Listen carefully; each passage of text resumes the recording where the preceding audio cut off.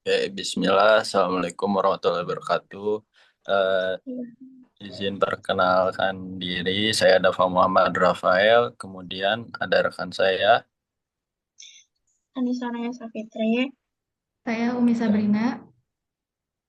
Di sini kami bertiga akan mempresentasikan review dan critical review dari artikel jurnal yang Baik.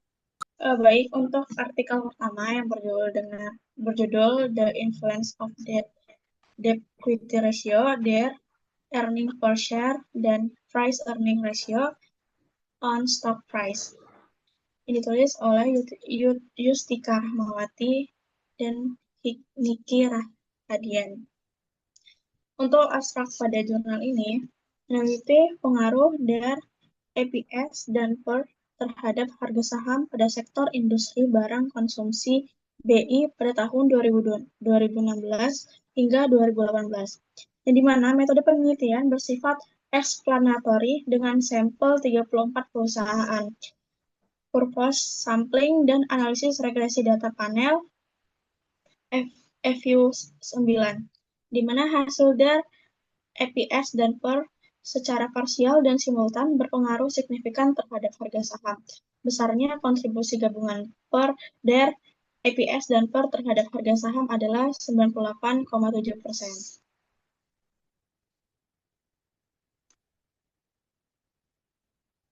Kemudian rumusan masalahnya yaitu apakah DER, EPS, dan PER secara parsial maupun simultan berpengaruh terhadap harga saham perusahaan sektor barang konsumsi yang terdapat di Bursa Efek Indonesia, di mana teori dan hipotesisnya menggunakan teori struktur modal, valuation teori, dan signaling teori dengan kajian hipotesis.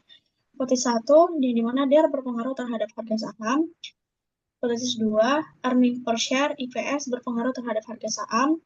Hipotesis 3, PER berpengaruh terhadap harga saham. Dan hipotesis 4, DER, IPS, dan PER secara simultan berpengaruh terhadap harga saham. Latar belakang, pasar modal sebagai penghubung investor dan perusahaan penting bagi perekonomian, di mana fluktuasi harga saham menjadi fokus penelitian karena dipengaruhi oleh kinerja keuangan perusahaan, yaitu DER, EPS, PER, dan industri barang konsumsi dipilih karena jumlah perusahaannya bertambah dan potensial untuk investasi. Tujuan penelitian mendeskripsikan DER, EPS, dan PER dan harga saham perusahaan barang konsumsi, serta mengetahui pengaruh parsial dan simultan DER, EPS, dan PER terhadap harga saham periode 2016 hingga 2018. Menggunakan metodologi penelitian kualitatif eksplanatori dengan populasi 52 perusahaan industri barang konsumsi, sampel purposif 34 perusahaan BI 2016 hingga 2018, dan data sekunder laporan keuangan harga saham. Kemudian ada analisis referensi pada data panel menggunakan EVO9. Orisinalitas atau kebaruan. Topik pengaruh rasio keuangan terhadap harga saham sudah banyak diteliti, terutama faktor seperti DER, EPS, dan PER. Artikel ini tidak mengusung konsep baru secara teori, tetapi menambah studi pada saham sektor barang konsumsi (BI) dan periode waktu tertentu, yakni 2016 sampai 2018. Kebaruannya terbatas pada konteks sektor dan periode kajian khusus. Kemudian relevansi atau kontribusi. Penelitian relevan bagi akuntansi atau keuangan karena mengkonfirmasi hubungan statistik antara rasio keuangan dan harga saham di pasar modal Indonesia. Kontribusinya lebih praktis, memberikan indikasi manajerial bahwa meningkatkan kinerja EPS dan menjaga struktur modal atau DER dapat berdampak pada harga saham. Kemudian metodologi atau kelebihannya. Metode kuantitatif eksplanatori dengan regresi data panel cocok untuk menguji hubungan variabel keuangan dan harga saham. Penggunaan data panel memanfaatkan variasi cross-sectional atau perusahaan dan time series. Analisis statistik, uji T dan F dilakukan sesuai tujuan. Kemudian kekurangan dari metodologinya, sampelnya terbatas 34 perusahaan dalam 3 tahun, menjadikan rentang data relatif kecil. Hanya variabel DER, EPS, dan PER yang diuji.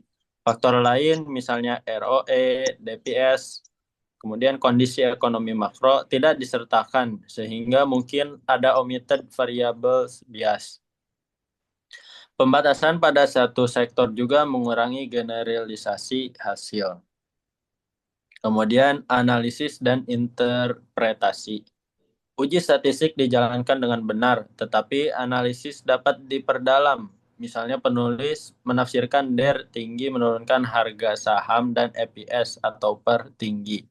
Menaikkan harga saham secara logis, namun implikasi kenaikan DER meningkatkan harga di simpulan akhir perlu klarifikasi, karena narasi sebelumnya mengatakan sebaliknya. Secara keseluruhan, interpretasi umumnya sesuai data statistik, DER-nya negatif, EPS atau PER positif terhadap harga. Kemudian dalam penyajian data deskriptif, grafik DER, EPS per 2016 sampai 2018 disajikan untuk gambaran awal. Namun, tampilan tabel hasil regresi kurang lengkap, hanya disinggung di teks. Konsistensi perlu dipertahankan antara deskripsi, naratif, dan simpulan. Contohnya, pernyataan efek DER pada simpulan akhir. Secara keseluruhan, data disajikan cukup jelas, tetapi bisa lebih rapi. Kemudian, hasil dan pembahasan, rata-rata DER dan harga saham fluktuatif. Rata-rata EPS menurun dari 2016 sampai 2018. Uji T menunjukkan DER, EPS, dan PER berpengaruh signifikan pada harga saham.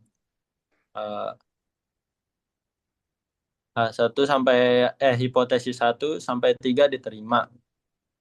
Uji F simultan menunjukkan DER, EPS, dan PER bersama-sama signifikan memengaruhi harga saham. Interpretasi DER tinggi meningkatkan beban hutang, menurunkan harga saham. Kemudian EPS tinggi meningkatkan kepercayaan investor dan menaikkan harga saham. PER tinggi menunjukkan ekspektasi pengembalian tinggi dan menaikkan harga saham. Kemudian kesimpulannya, DER, EPS, dan PER dan harga saham perusahaan barang konsumsi B 2016 sampai 2018 fluktuatif atau EPS cenderung turun. Kemudian yang kedua, DER berpengaruh signifikan terhadap harga saham. DER tinggi sama dengan harga saham cenderung rendah. EPS berpengaruh signifikan positif. EPS tinggi sama dengan harga saham naik. PER berpengaruh signifikan positif. PER tinggi sama dengan harga saham naik. Investor nilai ekspektasi keuntungan.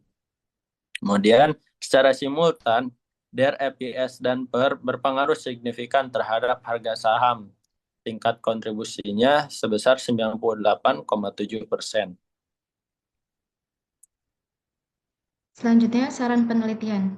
Yang pertama, penelitian selanjutnya disarankan menambah variabel keuangan maupun non-keuangan yang berpotensi memengaruhi harga saham seperti ROA, ROE, CR, keuangan perusahaan, dividen, payout, rasio, inflasi, suku bunga, dan nilai tukar, agar modal menjadi lebih komprehensif. Yang kedua, periode penelitian yang terbatas pada 2016 sampai 2018 dapat diperluas hingga tahun-tahun terbaru agar hasil penelitian lebih relevan dengan kondisi pasar modal terkini dan mampu menangkap dinamika ekonomi jangka panjang. Yang ketiga, penelitian selanjutnya dapat menggunakan pendekatan metodologis lain seperti dynamic panel data, regresi nonlinear, atau model time series untuk menguji kestabilan dan kekuatan hubungan antara variabel. Yang keempat, melibatkan perusahaan pembanding atau variabel pengendali makroekonomi. Pemilihan metode analisis lain seperti regresi panel jika ada lebih banyak entitas dapat menguji ulang temuan. Perbaikan juga dapat mencakup verifikasi asumsi klasik regresi untuk meningkatkan keandalan hasil.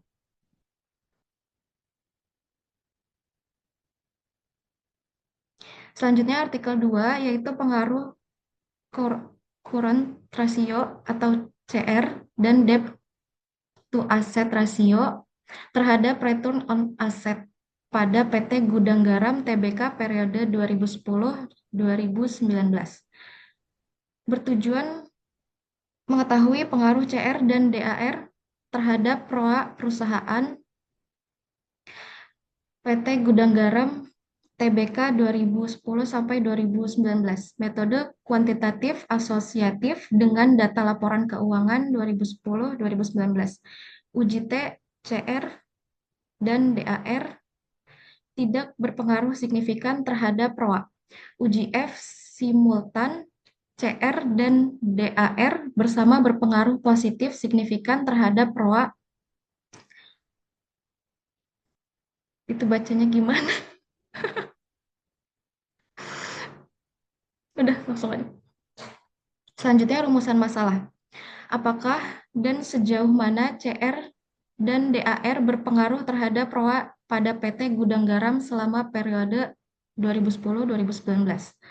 Teori dan hipotesis. Teori yang digunakan dalam penelitian tersebut adalah teori manajemen likuiditas, teori struktur modal, dan teori profitabilitas dengan kajian hipotesis. H1 yaitu CR berpengaruh terhadap ROA, H2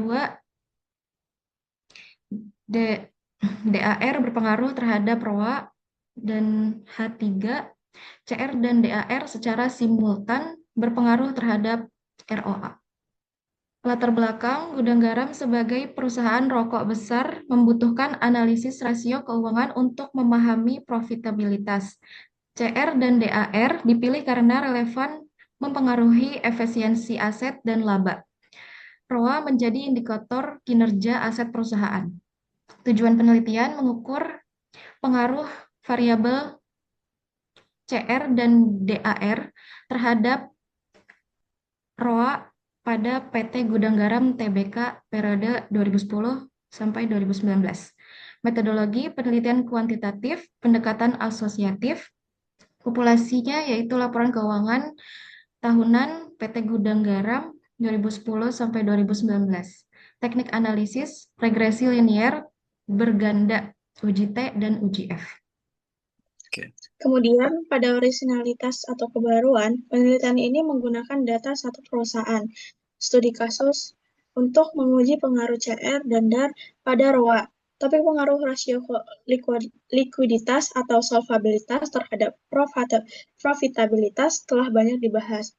Keterbaruan rendah karena variabelnya umum. Meski fokus pada PT Gudang Garam Tbk spesifik, hasilnya terutama menegaskan bahwa secara parsial CR atau DAR tidak signifikan, yang menunjukkan keunikan perilaku keuangan perusahaan ini dalam periode tersebut. Relevansi atau kontribusi relevan bagi akuntansi atau keuangan korporat karena menganalisis parameter penting bagi manajemen perusahaan, di mana likuiditas CR dan leverage DAR terhadap efisiensi penggunaan aset ROA. Kontribusi akademis terbatas, hanya satu perusahaan, namun bisa menjadi referensi perbanding untuk studi kasus lain. Praktisnya, hasil membantu manajemen Gudang Garam memahami bahwa masing-masing rasio belum tentu berdampak langsung pada laba atas aset. Kemudian, kelebihan dari metodologi regresi linier, uji T dan F adalah cara standar untuk menguji pengaruh rasio keuangan terhadap ROA. Data akuntansi laporan keuangan digunakan secara sesuai dengan periode 10 tahun memberikan beberapa pengamatan. Meski relatif sedikit, penelitian ini sudah mengerjakan uji validitas simultan F-test untuk melihat pengaruh bersama. Untuk kekurangan dalam metodologi, sampel sangat kecil, hanya 10 data tahunan, membuat uji statistik kurang kuat dan rentan multikolonial sebagai data time series tunggal. Metode OLS tradisional juga membutuhkan pemeriksaan stasionaritas di mana tidak ada pengujian asumsi klasik, normalitas, heterokodisitas yang dilaporkan. Kesulitan terbesar adalah ukuran sampel minimal dan tidak ada variabilitas lintas perusahaan, sehingga temuan sulit digeneralisasi. Hasilnya menunjukkan CR dan DAR tidak signifikan sendiri-sendiri, namun berpengaruh bersama. Penjelasan penulis tidak mendalam menanggapi temuan ini. Sebenarnya, kondisi tersebut bisa mengindikasi kolineritas antar variabel atau faktor eksternal lain yang dominan. Penulis hanya menyebutkan DAR tinggi menurunkan ROA tanpa mendiskusikan secara rinci mekanismenya. Analisis bisa diperdalam dengan membahas penyebab statistik, seperti multikolineritas, atau menambahkan uji lain. Hasil uji dilaporkan dalam teks nilai T, P, F, dan R pangkat 2, yang dimana penyajian cukup ringkas namun tidak dilengkapi tabel ringkasan model regresi. Konsistensi ada, hasil simpulannya sesuai angka uji. Namun, sebaiknya grafik atau tabel pendukung disajikan, misalnya tren ROA, CR, dan DAR tiap tahun. Datanya disampaikan lengkap, p-value dan R pangkat 2, sehingga pembaca dapat memeriksa signifikansi. Hasil dan pembahasan. Uji parsial di tes CR tidak berpengaruh signifikan terhadap ROA. DAR juga tidak signifikan. Uji simultan F-test secara bersama CR dan DAR berpengaruh signifikan positif terhadap ROA. Dengan R pangkat 2, 65%. Interpretasi secara individual, likuiditas dan tingkat hutang tidak langsung memengaruhi profitabilitas gudang garam. Namun, kombinasi keduanya berkontribusi terhadap variasi ROA. Kesimpulannya, secara parsial, CR tidak signifikan mempengaruhi ROA. Yang kedua, secara parsial, DAR tidak signifikan mempengaruhi ROA. Yang ketiga, secara simultan, CR dan DAR berpengaruh positif signifikan terhadap ROA. Dengan R pangkat 2, 0,65%. Hal ini menunjukkan bahwa 65% variasi ROA dapat dijelaskan oleh kombinasi CR dan DAR, sisanya dipengaruhi oleh faktor lain. Dari saran penelitian, yang pertama, dalam rasio keuangan menggunakan variabel current ratio yang terbukti tidak terdapat pengaruh signifikan terhadap return on asset atau ROA. Dalam perusahaan diharapkan perusahaan PT Gudang Garam Tbk menjaga nilai current ratio dalam taraf yang kondusif tidak terlalu menurun, dikarenakan dalam nilai CR yang terlalu rendah maka akan menyebabkan menurunnya aset lain. Aset lancar dan aset menjadi tidak produktif, operasional menjadi tidak lancar. Yang kedua, dan saat meningkatnya nilai current on asset atau ROA, perlu memperhatikan DAR, karena semakin tinggi debt to asset ratio atau DAR pada perusahaan, maka akan menurunkan nilai ROA. Hal ini tidak baik bagi perusahaan, karena beban hutang bunga ke pihak luar akan bertambah, yang menyebabkan penurunan laba pada perusahaan. Untuk penelitian selanjutnya, diharapkan dapat mengembangkan penelitian dengan memperpanjang periode penelitian, atau dengan cara menambah variabel-variabel lain yang masih berbasis pada data laporan keuangan didasari oleh penelitian sebelumnya, dan juga perlu memilih perusahaan lain untuk memperoleh hasil yang lebih valid tentang pengaruh CR dan DAR terhadap ROA.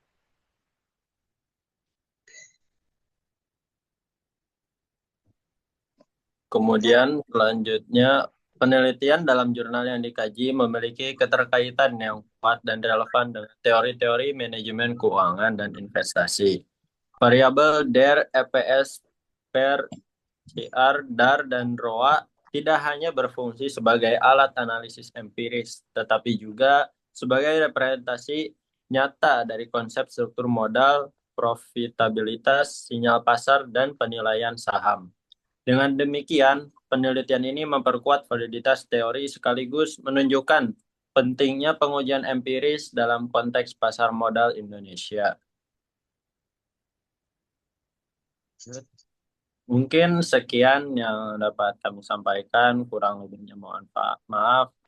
Assalamualaikum warahmatullahi wabarakatuh.